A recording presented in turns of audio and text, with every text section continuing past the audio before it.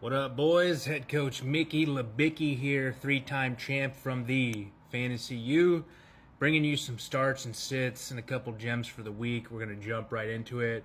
A couple waiver ads, the running back position, easily the 49ers running back, Isaac Guerrero. You're just going to go all in. You're not going to think about it. If you want a smoke and bullet pick, add Leonard Fournette for free. Maybe they add him. I don't know. Just add him for free. Don't even waiver him. Some defenses we'll go over, and that's pretty much it on the waivers. I mean, the rest is going to be dead. So the rest is just some defenses. We got the Cowboys who play the Panthers round 1. I'd consider that an elite matchup, so add them if they're still available. We have the Saints defense. They play the Giants this week, another elite matchup. They should get a bunch of sacks. It's going to be a low-scoring game for the Giants. The Eagles defense is going to be a good one. They play Carolina and Dallas in the playoffs, so two very green matchups for them, and the Eagles have been pretty strong. We also have Atlanta and the Colts. They both play the Giants in the playoffs as well. So I'm rolling out any team that's basically playing the Giants and just hoping for a bunch of sacks. And the last one, it's the best matchup of the playoffs. It's the Ravens versus the Giants round 1. If you haven't added them, add them. That's going to be an elite matchup. But we're going to get into it now. Starts and sits for Thursday's game. So it's very high scoring. The over-under is 52. It's very high scoring. We'll start with the Lions.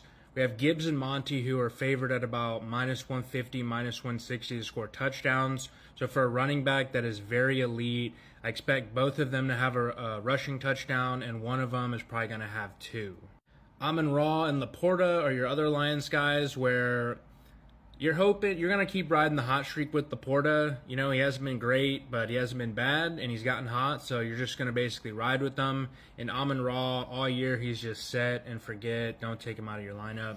Goff, you're playing him. He's probably going to have 18 to 32 points. I would start him as a low quarterback 1. He's like an A- start. They could just run it a bunch, or they could pass it, a couple times. So it's just, he's not a bad start. He's not an elite start. He's just an average start. He can get you the win. And Jameson Williams, I'd fire him up as well as my wide receiver 2 or my wide receiver 3 and just hope for a couple deep balls. So, I mean, basically the whole Lions offense, you're starting him. Now we're going to jump to the Packers side. There's only 3 starts on that side for me that I like.